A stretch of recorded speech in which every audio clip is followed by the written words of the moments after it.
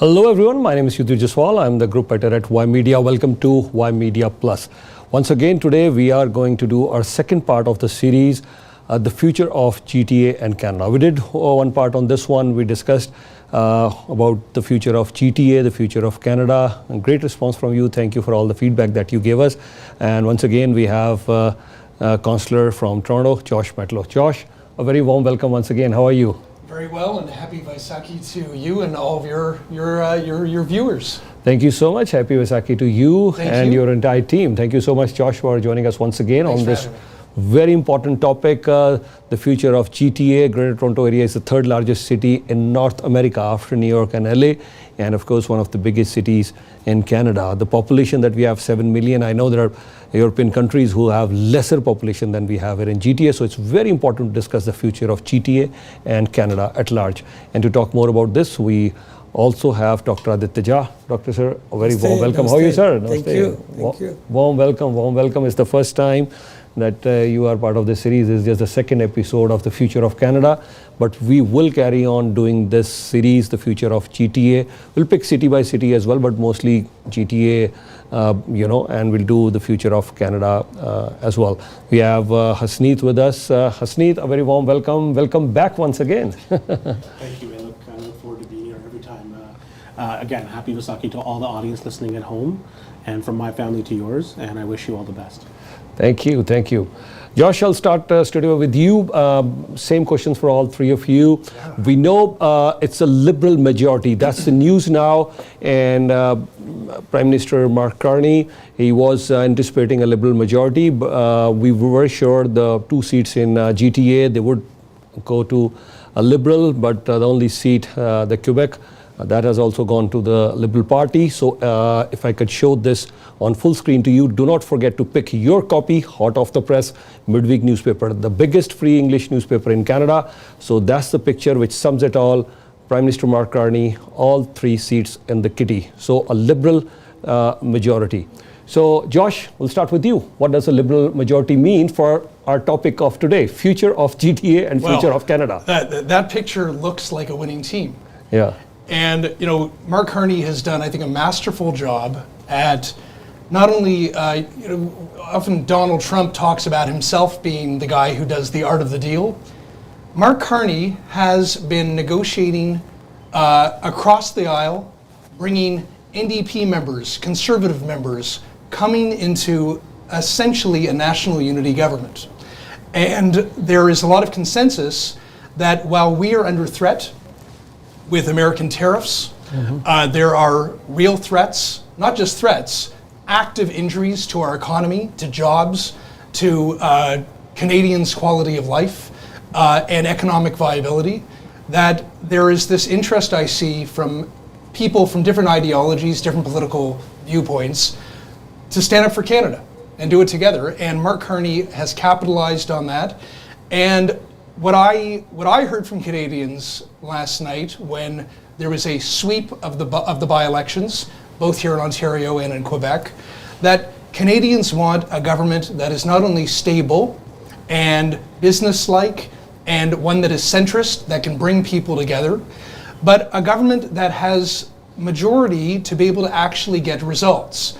So there are times when Canadians want the opposition parties to have more power, to be able to hold the government to account, to have more debates, more arguments, and guess what? That's healthy for democracy. We're not meant to always agree on everything. But there are times like this when Canadians are feeling vulnerable and under threat, where they want the government to have the tools in the toolbox to get results, to protect Canadian jobs, to protect our economy, and to make sure that we do what we need to do to diversify our economy and our trades relationships so that we're able to be a successful country for everyone who lives here. Yeah. I'd like to take your opinion. What do you have to say? Yeah, the by-elections, again, even the Terrebonne by-election was quite surprising to me. I thought the Bloc would do better than what they did. What I was very shocked at is that the percentage of vote decrease that the Conservatives received, not only in all 3, but most in Quebec. That was almost an 18-point swing. So anybody that pays attention to this, By-elections are a snapshot in time. They're not something that I use as a precursor to what the government does or doesn't do. It's more of a signal, but the signal for the leader of the Conservative Party, it doesn't look so great anymore. Yeah. And I think a lot of thinking is going on the other side. It's a tough place to be, and actually Councillor Matlow was highlighting the point of the kind of scrutiny that was brought to the former Prime Minister by the Leader of the Opposition before the election. And now we stand at a place where the Leader of the Opposition is now facing the same scrutiny that he had brought to the former Prime Minister. It's politics works in such a weird way. And to watch this all unfold, especially much more last night than it has been apparent for a while now, was quite interesting. But other than that, like in terms of the government operating, I don't think a lot will change. The government's let us know that they're going to continue to work with the opposition. Again, we'll take their word for it. And we will watch as legislation begins to move forward. One thing I will say is the timer is now probably started for the Prime Minister in terms of delivering on some of the bigger things that they said they were going to do. And everyone knows we have Trump to deal with, which is the President of the United States is an issue. But the Prime Minister has been hard at work, and we expect big things from the Prime Minister as we move forward. Yeah, Dr. Aditya, your take on this? Yeah, people are talking about party majority, floor crossing. I think what is crucial and critical is the country's stability.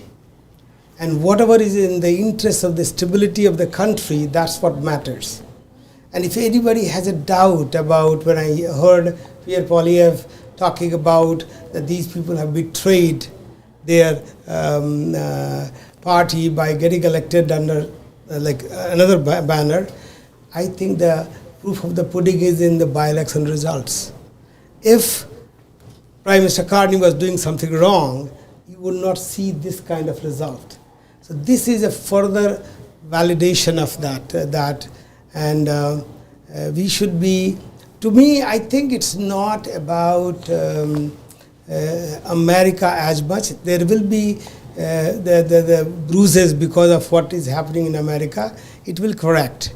I think Mr. Trump will correct because he will be forced to correct because of the implications of what he does to us or anybody.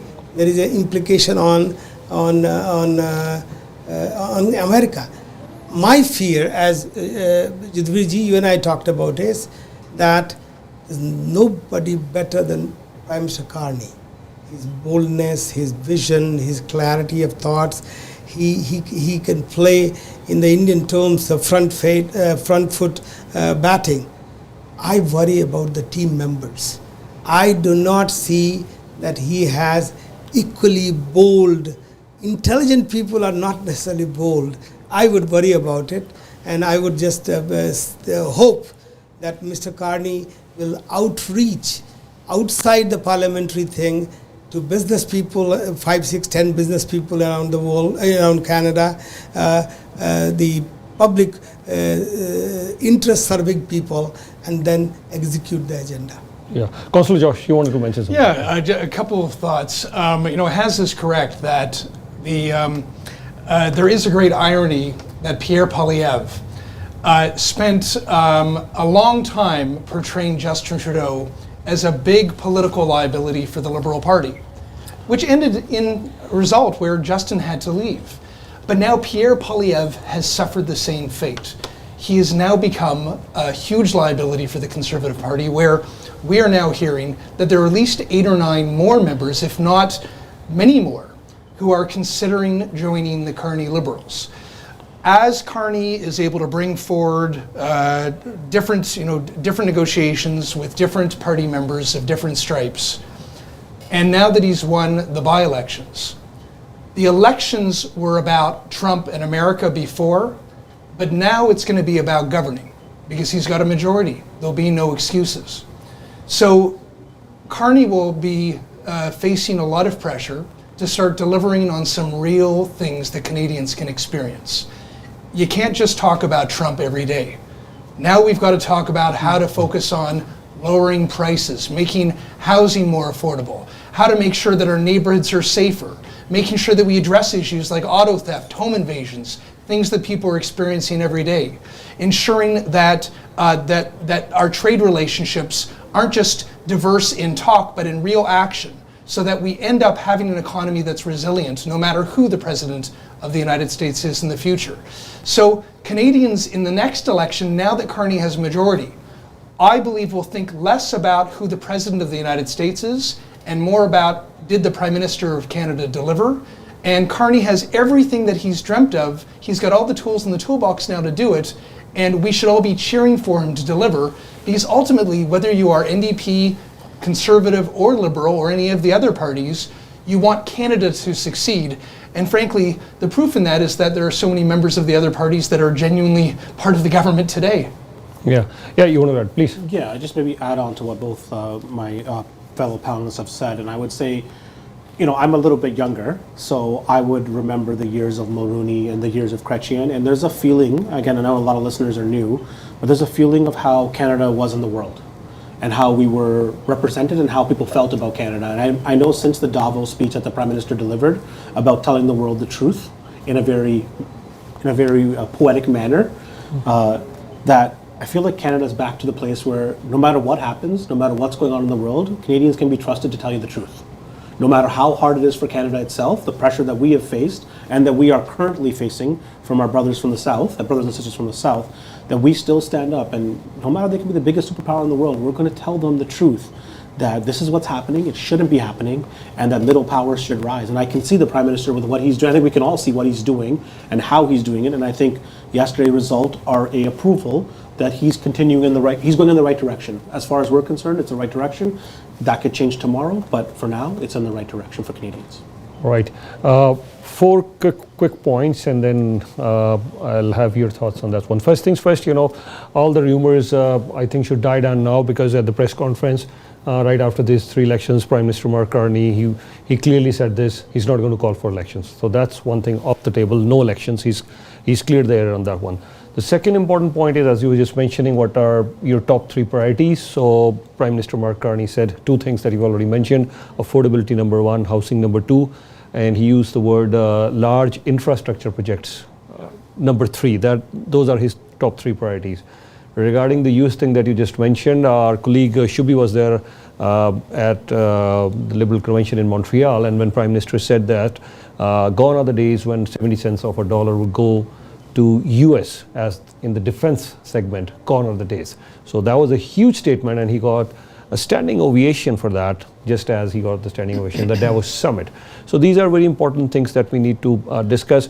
The fourth point is that yes, Pierre Poilievre, he's saying these are all backroom deals. They didn't win this majority like that. So he's slamming the Liberal government for that. And we're listening that there are at least 8 more potential floor crossers, so 8 more.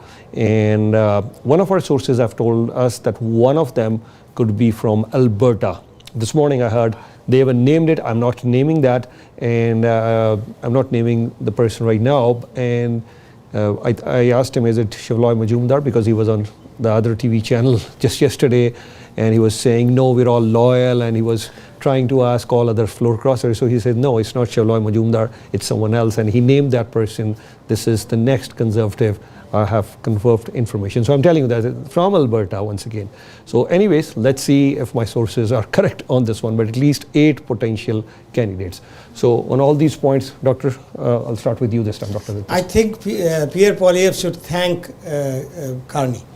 Okay. Because if he has announced that there will be no election, he gets to keep the salary and the Stornoway house for next 3.5 years. Okay. Because if there is an election, there is a greater chance that he will lose. And I used to be, I used to have a very special feeling for Pierre, but I think he has just the gift of how long that he will be the leader of opposition. The focus-wise, I think one of the areas where I think we should, which he has said it, but we should focus more, make a declaration that Canada will be the world leader in defense technology by 2035. And forget about asking 2% of GDP for defense allocation. We should go for 4, 5. I may sound a little bit more hawkish, that for being a strong, being leader in defense technology is not only good for our safety, it's good business. It's a good business because the future is tech going to be in defense. And we should look at a country like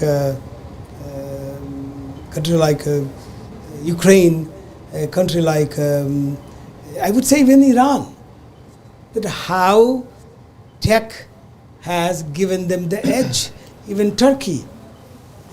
And it's very easy to do.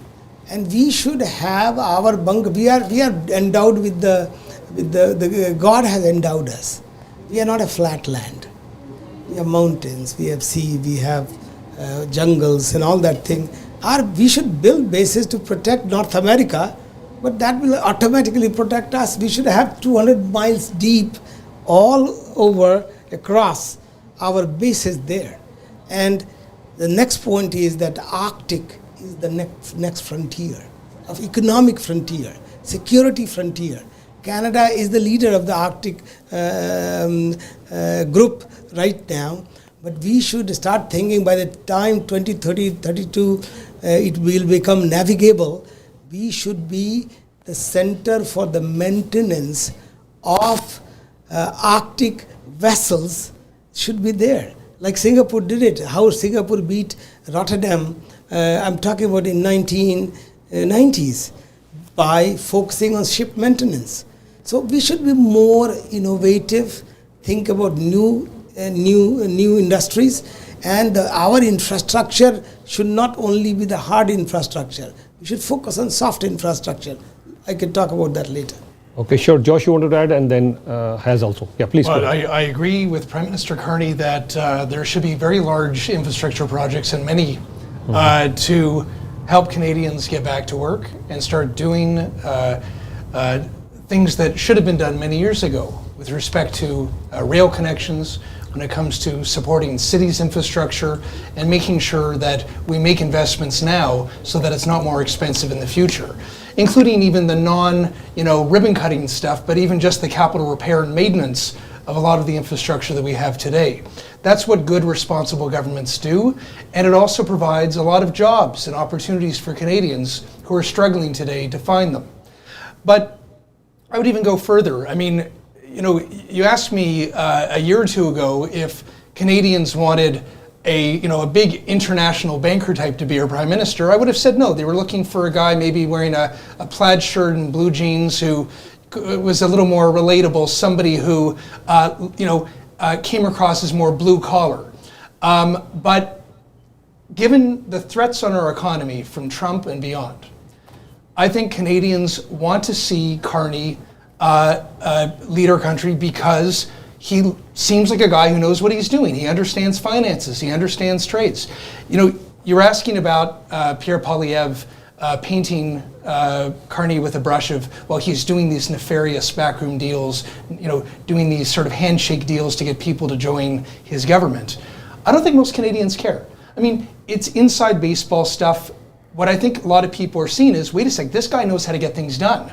Maybe if he's able to successfully assemble a majority government, he might be able to get deals for us. He might be able to get better trade deals, good infrastructure deals, opportunities for Canadians. I think most people don't care about as much of the political machinations as whether or not the Carney government gets results.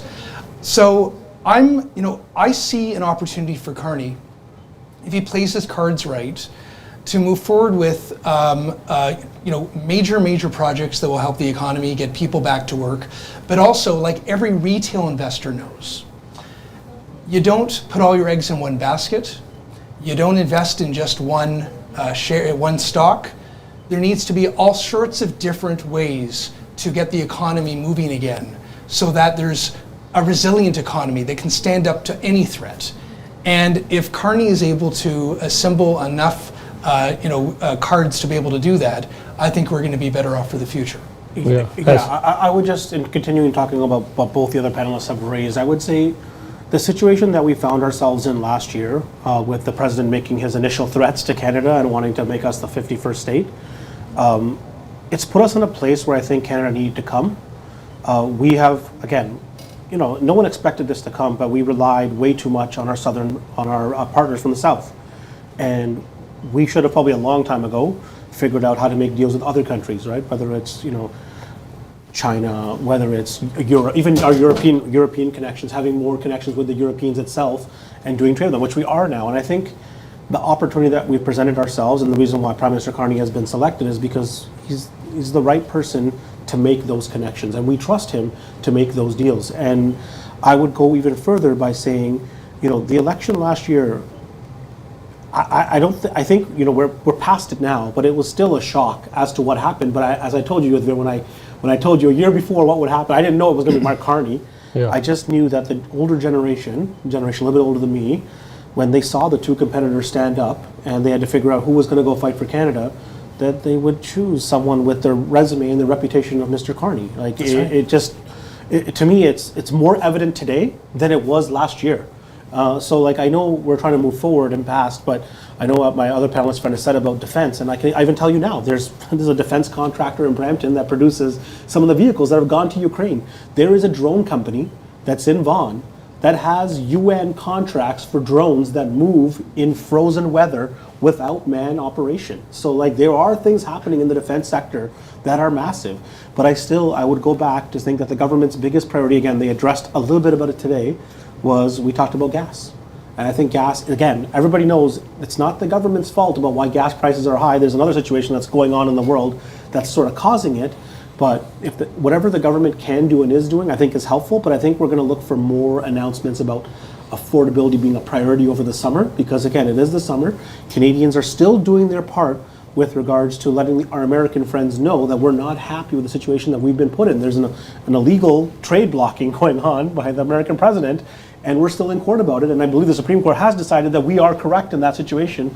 And how is it going to amend itself? I still think that's going to be depending on the President of the United States. And by the way, to your point, if we're not going to have the same auto pact as we used to have with the United States, if we're going to have thousands and thousands of Canadian workers in cities like Windsor and Ingersoll and Oshawa and beyond worry about, never mind the price of gas, which keeps going up, but whether or not you can even put food on the table, if you can make the rent, make the mortgage, support your family, then this government is going to have to be able to work with Canadian industry to either replace those jobs or having other auto opportunities like EVs from other countries. China, there's some deals now too. But what it means to Canadians, I mean, again, we talk about all these games, the machinations, the deals, all that kind of stuff. For the average Canadian, they just want to know, do I have a job? Can I make the mortgage?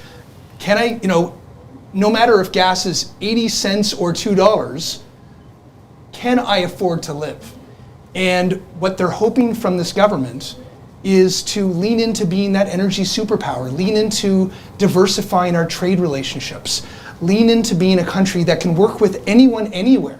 And yes, if Trump wants to work with us, we will work with him, but on our terms. And yes, not agree to a deal where we capitulate to some absurd, bizarre thing that only benefits Trump and his friends. So I think so far Carney's playing things right, but ultimately, like I said earlier, beyond the politics, beyond Trump, now that Carney has majority, the only thing that will matter to Canadians is, are we getting jobs? Is the economy getting better? Can I afford to live? Yes, very, very important points that you've made. I'll go back to this international affairs once again, but since we're talking about future of Canada and future of GTA as well. So we are going to have elections in this year as far as the municipal elections are concerned. So we'll talk a little bit about the cities here, whether it's Toronto, Vaughan, Brampton, Oakville, and all these cities. Josh, why don't I start with you this time? Yeah. Are you running for elections? What do you think? What are we hearing about John Tory? He said he's not, but this afternoon I was at a lunch and we had around 10, 15, or maybe actually 15 to 20 people, and a few of them were saying, we think John Tory is definitely going to come back. I said, are you sure? He's already announced he's not coming back. So that was the discussion regarding John Tory, why he's not running. Are you running for the mayor. Who do you think is going to be this time? Yeah, let's hear it from you, Councillor Josh. Thanks for the softball question. Questions are directed. Yeah, seriously. Yeah. My plan is to run for re-election in Toronto St. Paul's in the Midtown ward in Toronto that I represent. But in all candor, you never know what happens in life. What I do in the future will always be a conversation with my wife and family and my community and the people that I respect and learn from. But for me, it's always about where can I have the most impact? Where can I do the work that matters to my neighbors, to the residents of my city, to my province, to my country. And ultimately, I want to live a life, as my mom taught me when I was a kid, to leave anywhere you go better than you found it. So whatever title or role or job that I have, if I'm waking up every day and I'm serving the community, I feel so fulfilled. It means a lot to me, and that's how we're raising our 13-year-old daughter to have the same values.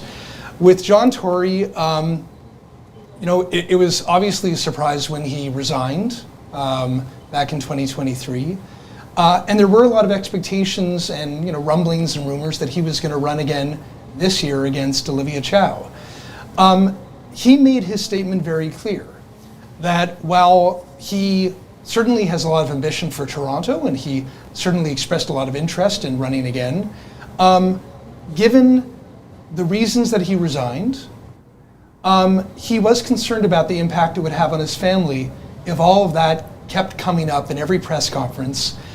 Not just journalists asking those questions, which they would have a right to do so, obviously, but if political opponents started getting really personal and ugly about it, which, yes, it would hurt John Tory, but I think, and certainly what I perceived from his statement, he was equally, if not more, concerned about the impact it would have on his kids and the people he loves, including his partner. So, I think he had to struggle personally. I mean, remember, politicians, including myself, we're not just characters on TV, although I guess we are tonight, but we're people. And we care about the people we love, and we have friendships, and many of us have children. So I think John Tory had to go through that journey, and I respect the decision he made. Now, what it looks like is that it's going to be, at least for now, an election between Councillor Brad Bradford and Mayor Olivia Chow. But I do suspect that there are efforts, and I'm hearing that there are real efforts to find other candidates who will be in contention. So I don't think that the story is over with respect to the mayor's race in Toronto. And I believe that between now and May 1st, which is not long from now, but that's the first day of nominations, we will hear more of this story. And obviously, as I keep joining you, I will share more about what we are hearing. Yeah, thank you. Thank you for all those details. Yeah.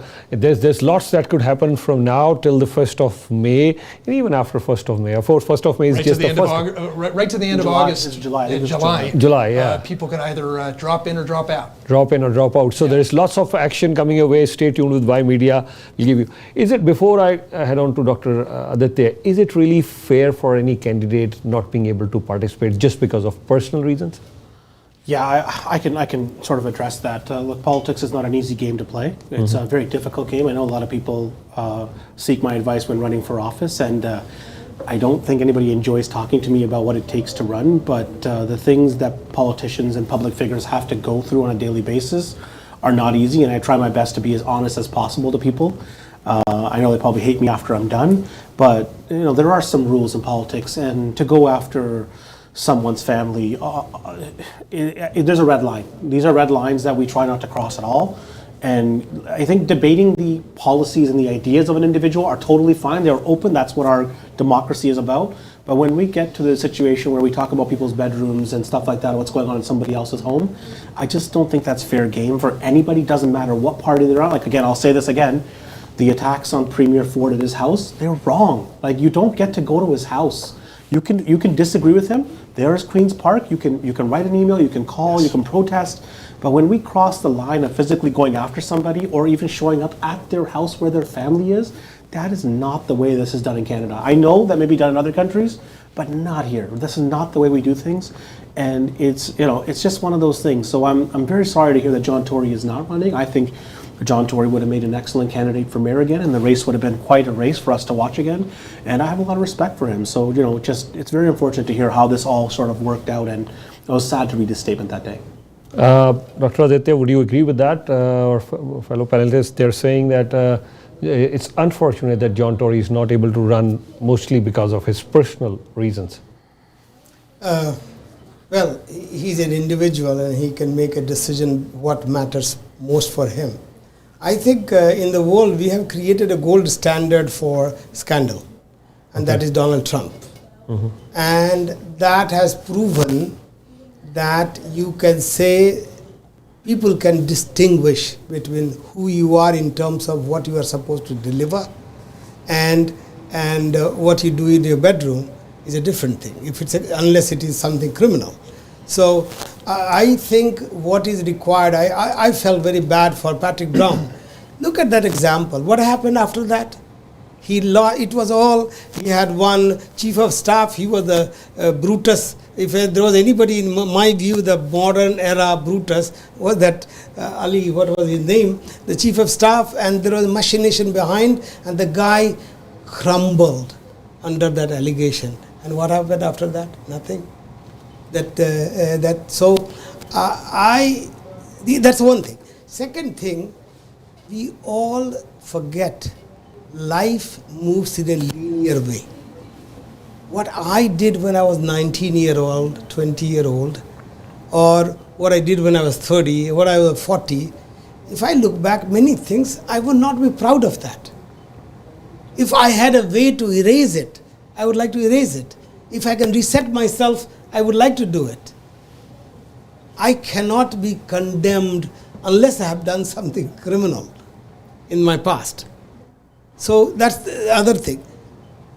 Third thing is, as a politician, once you enter politics, I remember when I took over a factory and they were looking for a secretary for me, I said, I want 40 plus and not good looking. I said to my guys, I do not want. I said, we should be careful. Human beings have problems.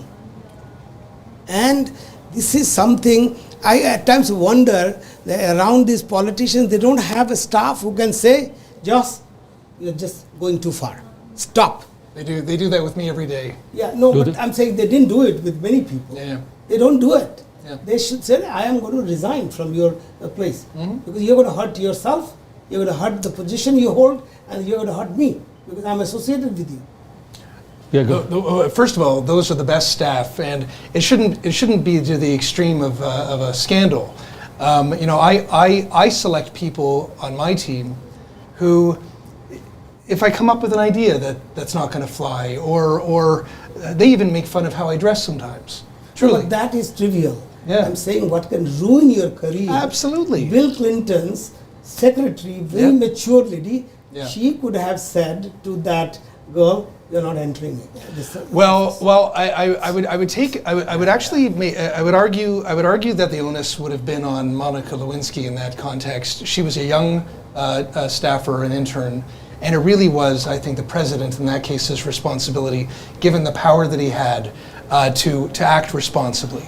So I don't think the onus should be on the young woman in those contexts. No, I didn't talk about a young woman. Staff. Staff. President Staff. Clinton's advisor. Yeah. The senior people.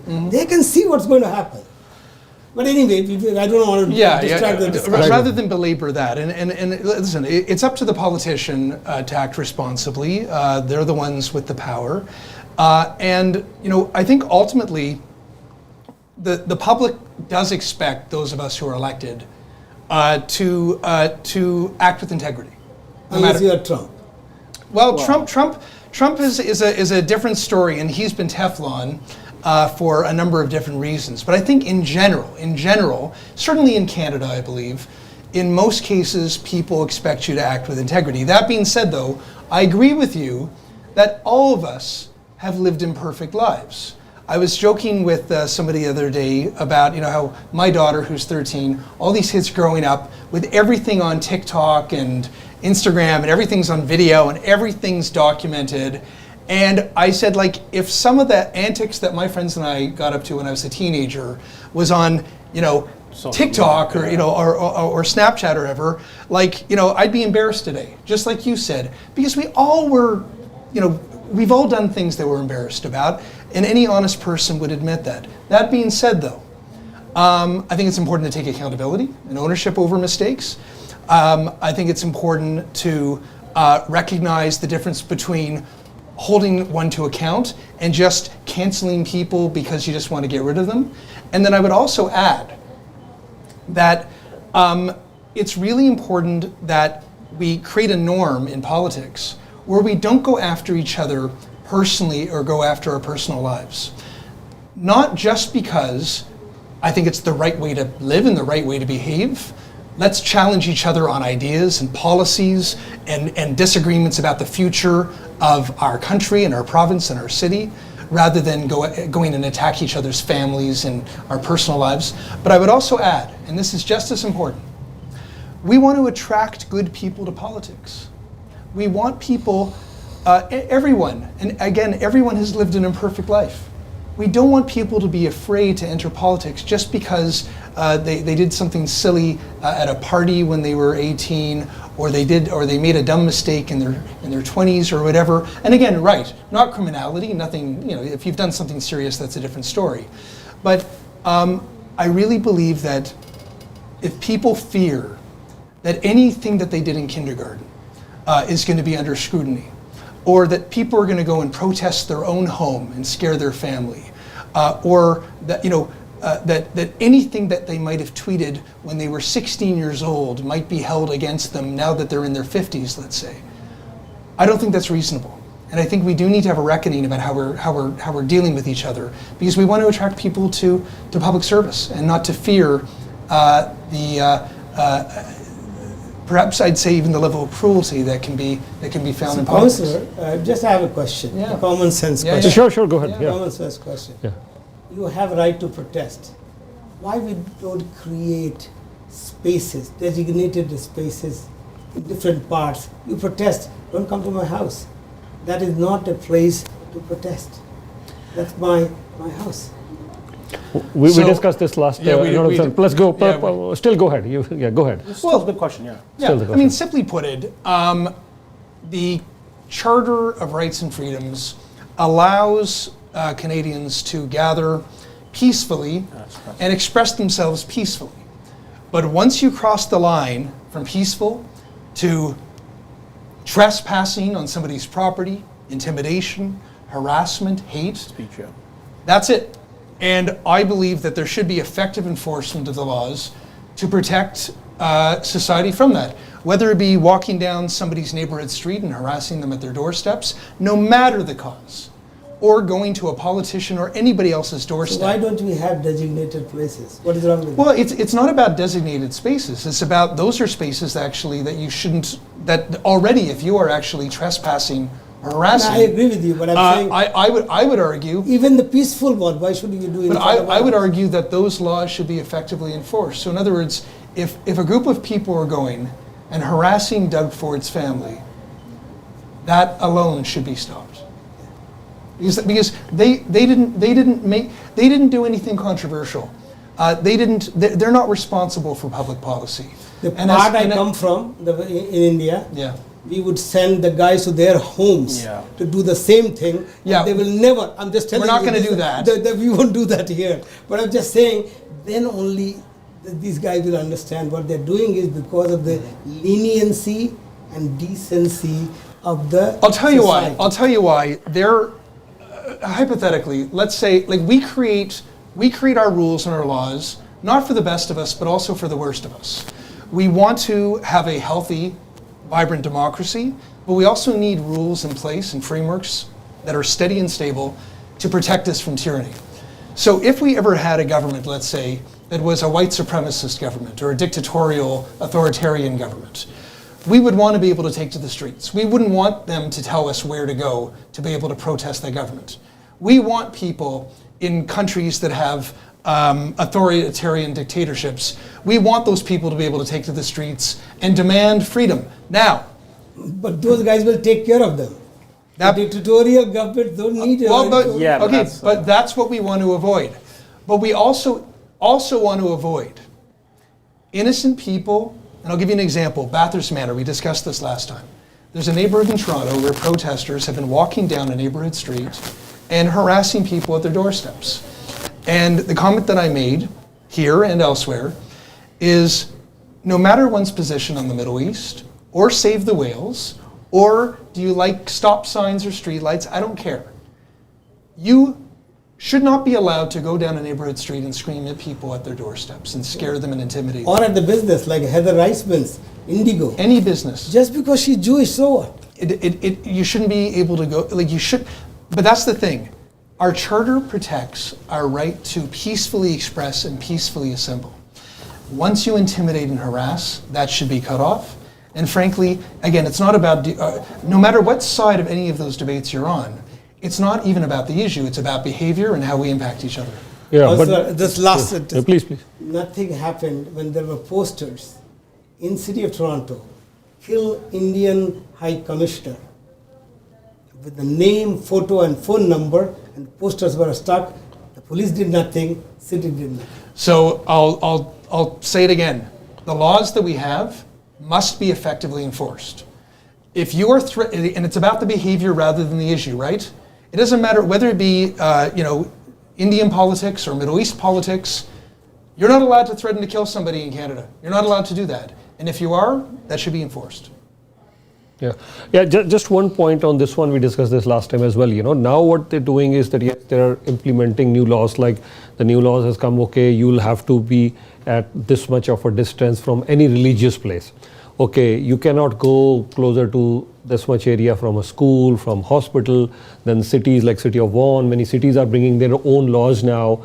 And I also, while we're touching this thing, then I've said this for many years. Like, if we are enforcing these laws, stay 150 meters, 200 meters away from a religious place or hospital, we might as well create zones that these are the designated places, because if there are 50, 100, 200,000 people going, even 200 meters away from a religious place, still people are going there. Many times those people don't even know what this issue is for.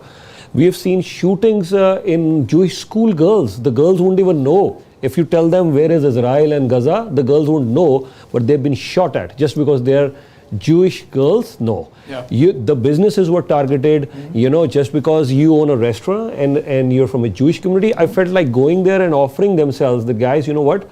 We will offer you free advertisement at Y Media, not because I am for Israel or anti-Israel, just because my fellow Canadians were targeted. But that's the point. Yeah. I would argue actually that if we simply draw circles around certain places in a way that's arbitrary, and I'll give you an example. You brought up the Jewish community in Toronto.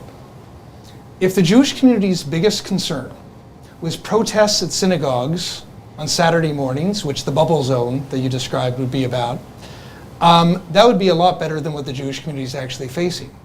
The reality is, we're seeing no protests at synagogues on Saturday mornings. What we have seen is Jewish-owned businesses targeted. We've seen the Jewish girls' school shot at, synagogues shot at, and here's the reality. All those things are already against the law. What the Jewish community, and I think most reasonable, fair-minded people expect from our governments and the police, is effective enforcement of the laws that are already on the books. You're not allowed to shoot at anybody. You're not allowed to shoot at a girls' school. You're not allowed to shoot at a synagogue, a mosque, a church. You're not allowed to shoot at people in Canada.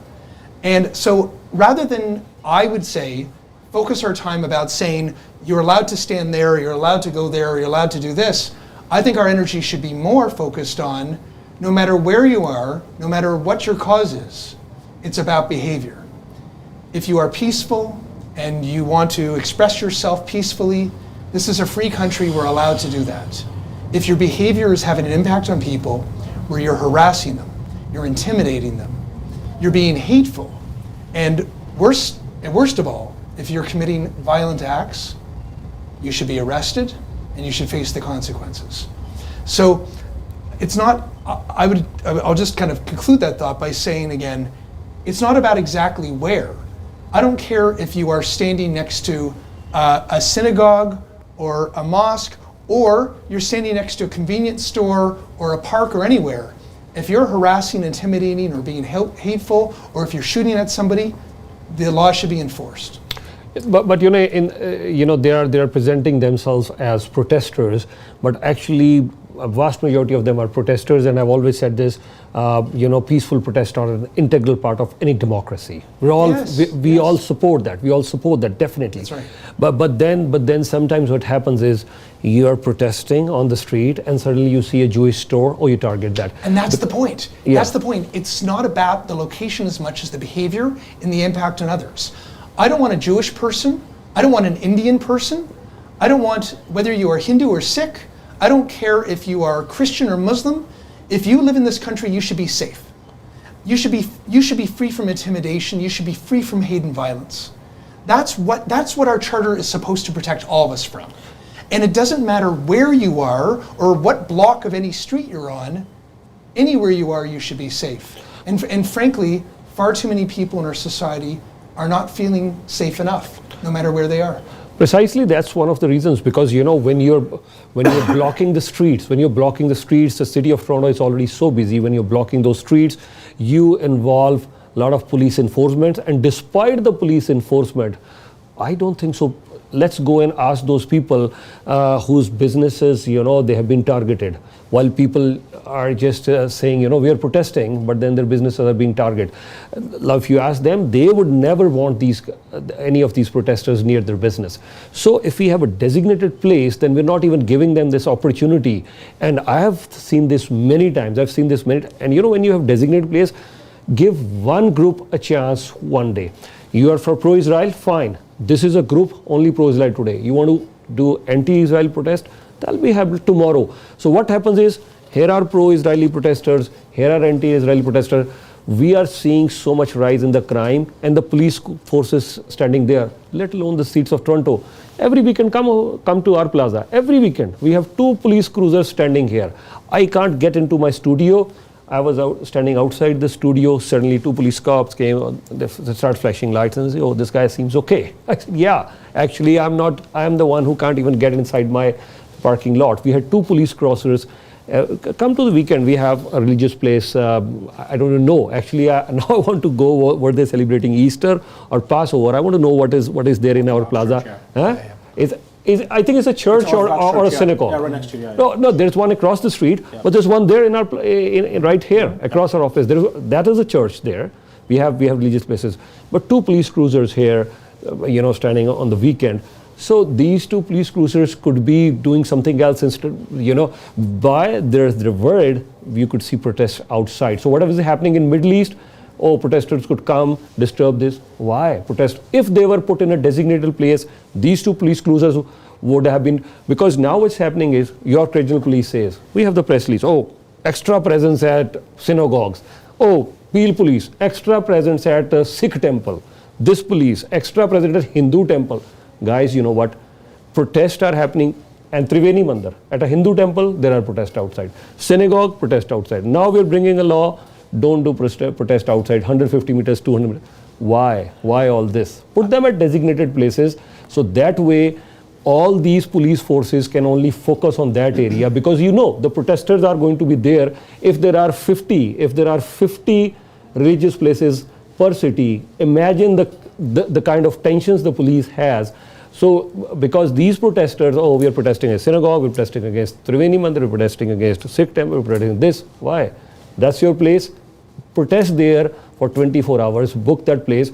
We will provide you an ambulance. The media will come over there. We have the first aid, safety, police, everything available for you. And that way you're not blocking the street. Let everyone do their own business. That's the important point. Please. Yeah, look, I think I hear the debate from all sides, and I didn't really want to enter it, but I would say, we're not talking about, you can make as many rules as you want. Again, we're talking about people's behavior.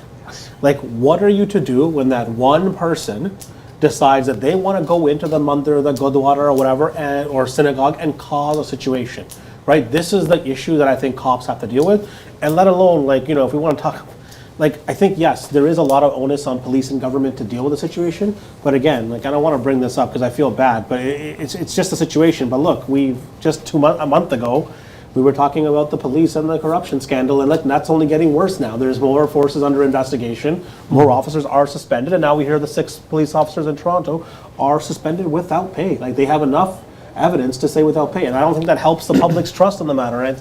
And to go back a little bit further, what we're talking about is that public office holders, again, this is the root of the conversation we're kind of having. I know it's easy to pick on them, but when you, and I've been to high levels of government, is that when you're in those positions of power, I can tell you there are many people that have a tough time of using that power in the right way. It's a when you're sitting in that spot or that space, Councillor Matlow would probably attest to this, you've probably seen many people do probably the wrong thing or not the right thing. And I think, that's the tough part. And finding the people that can actually sit in those seats or in those positions and do the right thing and say the right thing, it's not easy. And that's why, again, I encourage you, when the municipal elections that happen this year and you see somebody that you like what they say, you like how they talk, and you like just the way they've been working, go out and support them. This is what politicians need. They need help.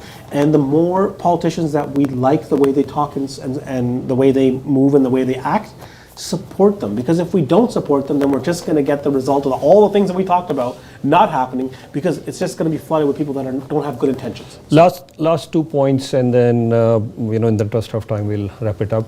We'll start with you, Dr. Aditya, this time. You've all spoken about great ideas. Prime Minister said large infrastructure projects, middle power. But how are we going to accomplish all this? And you highlighted this earlier as well.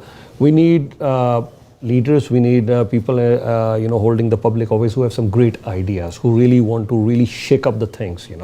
And currently, look where China is heading. Our Prime Minister just mentioned at the IMF, it's the second fastest growing economy. So until this point, second fastest, in G7. How many countries are there in G7 now? So if we really want to become, I would say, if not a superpower, I say at least a global power.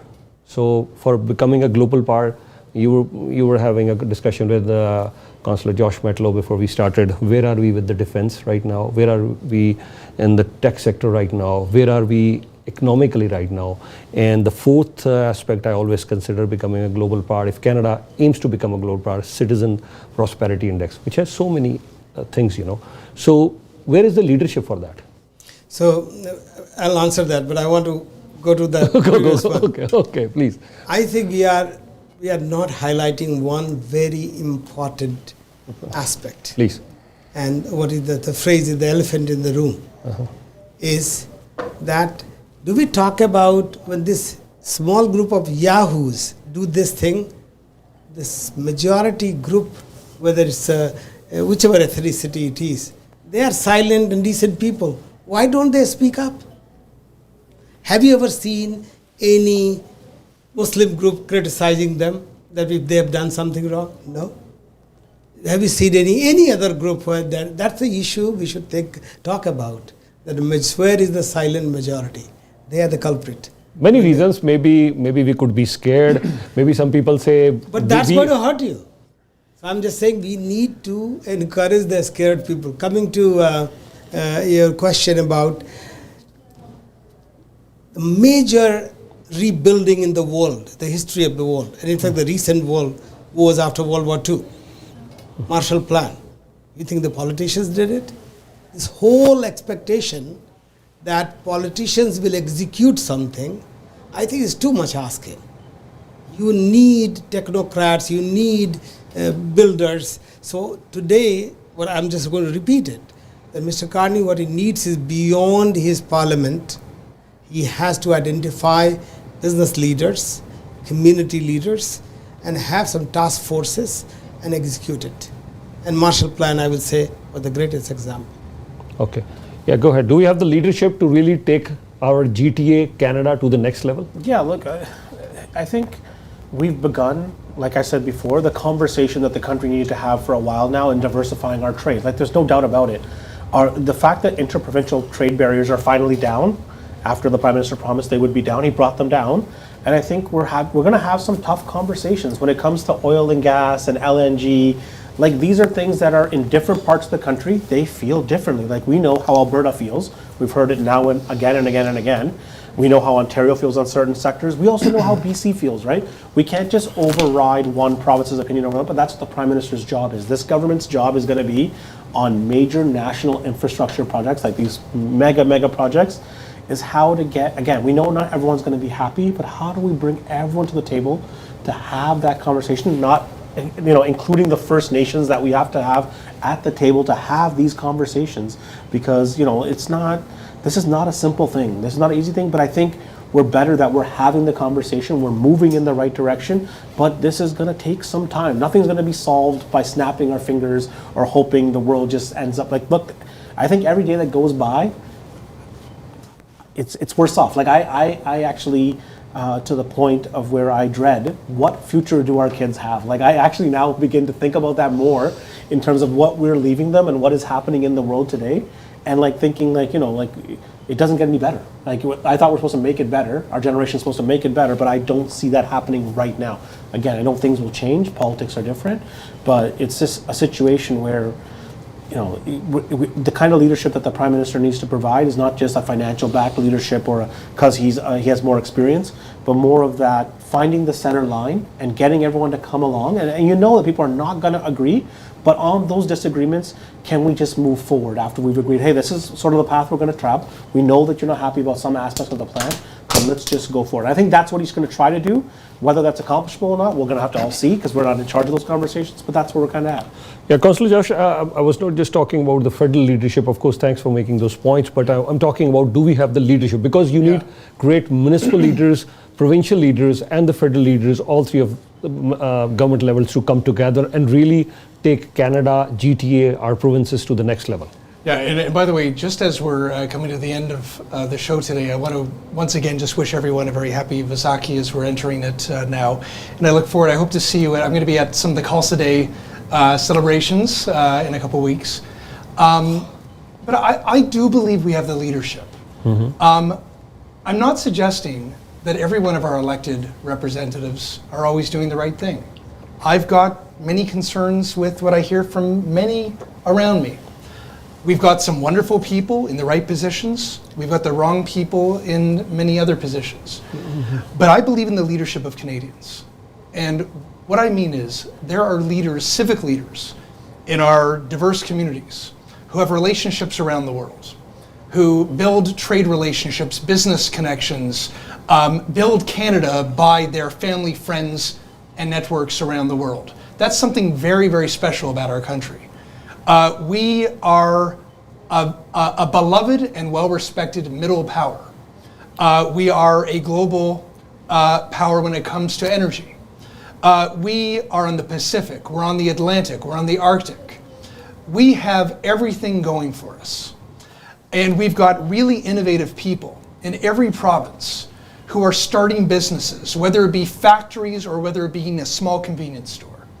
I believe that if we diversify our economy, become more resilient, build on those trade relationships, start moving on major infrastructure projects, pivot from one industry to another where we have to, even if it's under duress because of the Trump tariffs. If we keep our eye on the ball, meaning the affordability and the quality of life and the health of our citizens, we do it in a way where we don't leave our kids with a giant credit card bill to pay in the future. If we're financially responsible, if we take care of each other as neighbors, I think that we have a lot of leadership amongst Canadians to get that done. And I believe that Prime Minister Carney and what he's doing is as much a reflection of what Canadians are demanding from their government as Mr. Carney's leadership itself. So I'm optimistic about the future, and I say this with the asterisks. Yeah, do I have concerns about the direction of our city, our province, or our country at times? Of course. Am I concerned about the safety of our neighborhoods? Am I concerned about the economic viability of our country? Am I concerned about hearing about factories closing, people losing their jobs, the price of gas, the price of groceries, the inaffordability of housing? There's a lot of big challenges. But I believe in this country, I believe in its people, and I believe that Canada has all the potential in the world. not just because of its elected representatives, but because of the people who live here, who are not going to let this country fail. Because frankly, I mean, as a parent, I wake up every day not just as a politician, but as somebody who wants to leave this place better than I found it for my daughter. I want her to have a great country. I want her to have a great life. I want her friends to have a great life. And I know that all of us feel the same way about whether we have kids or our neighbors' kids. Right. Has last 2 to 3 minutes we've go ahead. Yeah. Just go to that municipal question, and I agree with what Councillor Matlow had to say, but I would say also there are forums, like I just watched the provincial budget come out. There are a lot of concerns that municipal leaders have with the provincial budget in terms of homelessness or how we're dealing with drug addictions and stuff like that. And look, the Ontario Big City Mayor's Caucus, they have a position that's contrary to the government's position. They've been advocating for almost 2 years now for the government to sort of maybe rethink the position that they have, because it's starting to show now that some of the actions that they took are not helping. It's actually making it even more worse, and now we can't track the problem anymore, and the problem spreading to places where we can't even see it, especially to our healthcare system, right? And so those are the things. There are bodies out there that are able to speak on behalf of multiple municipal figures. Again, there's 444 cities. Not all feel the same, and I think that's that's sort of the problem. And as we go along, again, when you go out and vote for your mayor this fall or your councillor, remember, they're going to come to your door. Ask them the question. Tell them how you feel. It's not a secret. You're going to vote. If you're going to vote for them, you should vet that person, or at least speak to them, or try to. And please go out and vote. When I see 30% or 20% voter turnout, why are we here? We get to this country where democracy is a freedom. You are encouraged to do it. All they ask you to do is go out and cast your ballot, and we can't even do that. I think those are the things that you're in other countries, you're not allowed. You're just not allowed to do these things, or you're suppressed. And so, if you have this freedom, you should go and express it, because you're going to get what you vote for. And if you only 20% vote and the person wins that's not the most progressive or the most democratic person that you want to see in power, well, guess what? That's on you if you didn't go and vote.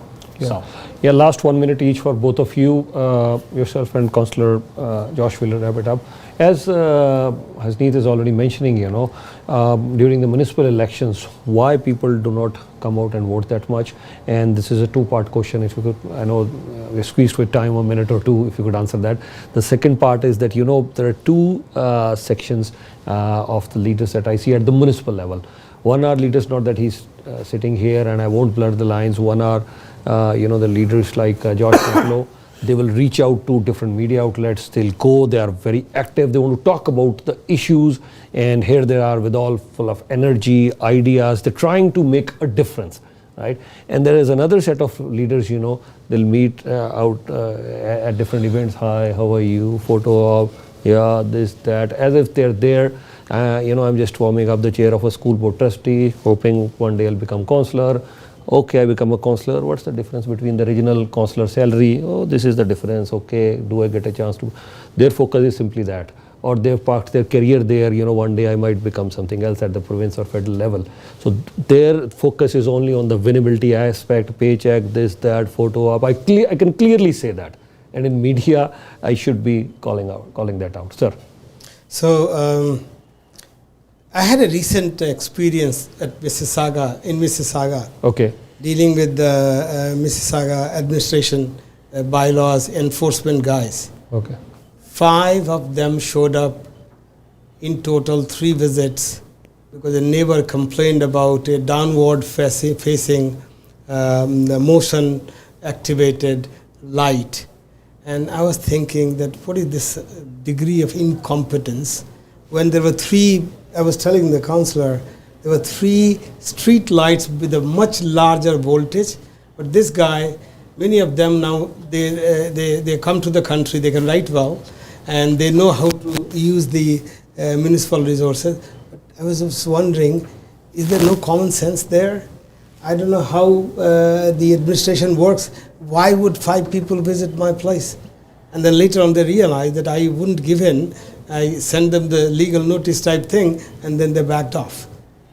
So that is a problem, is the tolerance to incompetence and lack of common sense. Okay, last minute for you, Councillor. I think, and I say this with humility, that people don't vote for us. Like, people don't vote for politicians. They vote for the person they believe will actually support their own interests, their quality of life.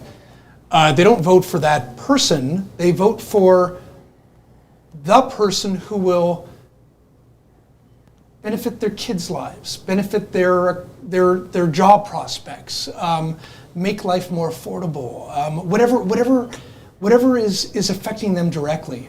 You know, the doctor was just mentioning about the experience that he had.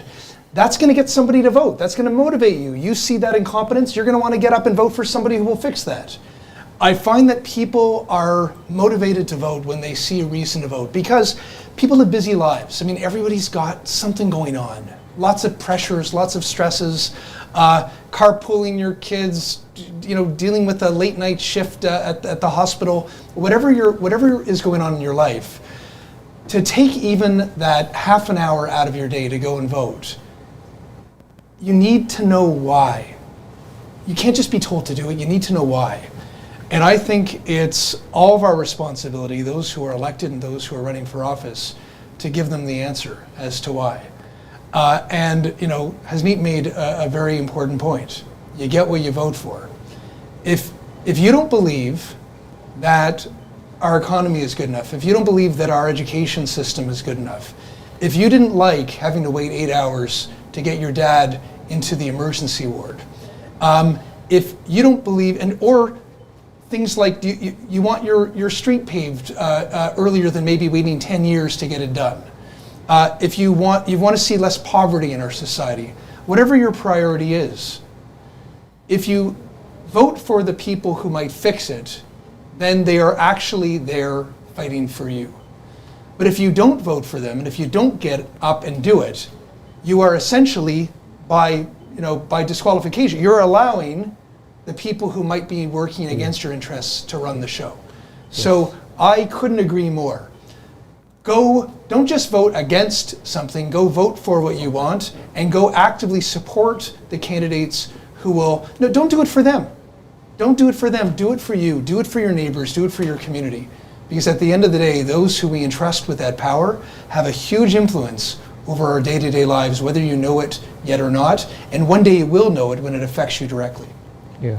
Well, thank you so much for all the great points. That's all the time that we have today, but we will carry on our discussion. And I couldn't agree more with all of you. There is, the level of incompetence, and the tolerance. Are we growing on that tolerance, or should we really go out and vote, participate in the elections, fix those problems? And here's a message for all the community members who are watching.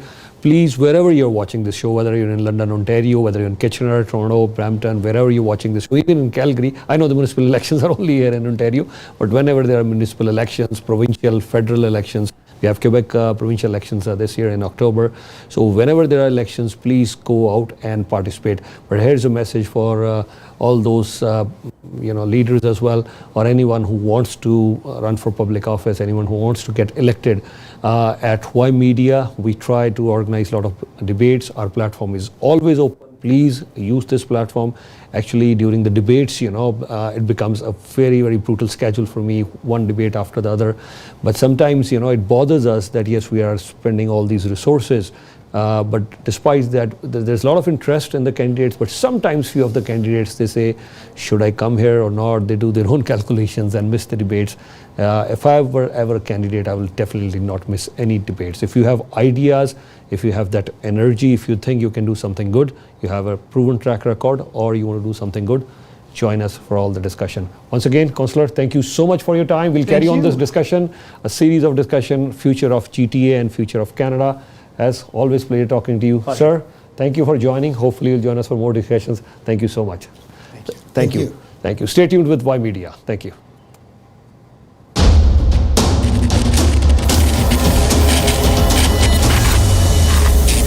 Y Media. Y Media. Y Media. Y Media. Y Media. Y Media. Stay tuned with Y Media.